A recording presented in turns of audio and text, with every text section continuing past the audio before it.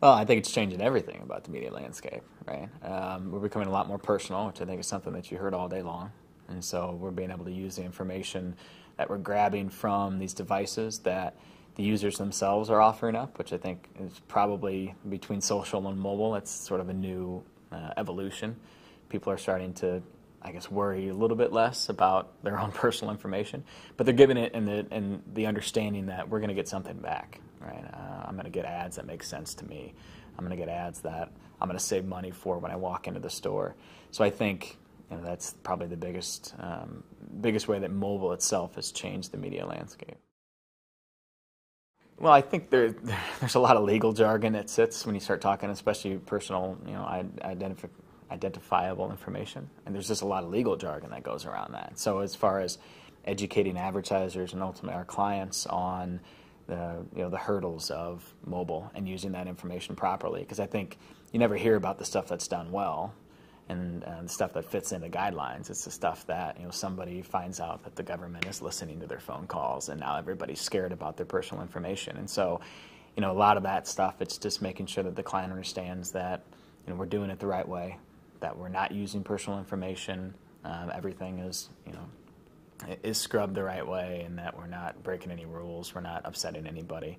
And I think once they get past that and they see a lot of the capabilities and ultimately the results that come out of that, their minds start to change. And so then the cycle comes back. Next time there's another story that hits, it's a lot of education all over again. So I think that's one of the biggest hurdles as far as personalization of these devices. Some people are just afraid that it's going to be a little too much.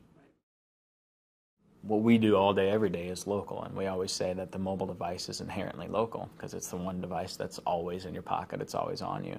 So I think the biggest thing as far as local information goes is it's just more readily available now. It takes you 2 seconds to pull out a phone and look up information. And so I think that's one of the most important features of the mobile device is just the access that it gives you.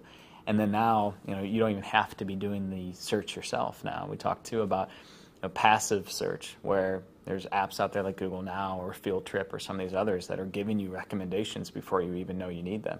So, hey, you're in the neighborhood. I know you like Italian because you've done some searches on it before. Here's a great Italian restaurant. Or we know where you're at right now, where your work is and where your home is. I know it's 5 o'clock, so here's your travel time, that kind of stuff. So, it's passive search and just based on your past history.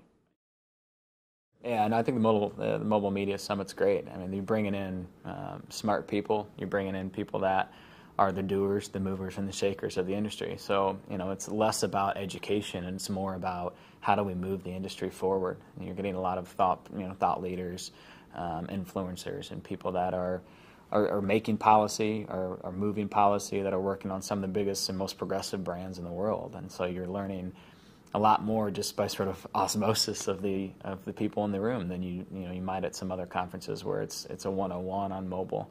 That's not the intent here. It's to develop the entire industry as a whole, and so you got the right people in the room here.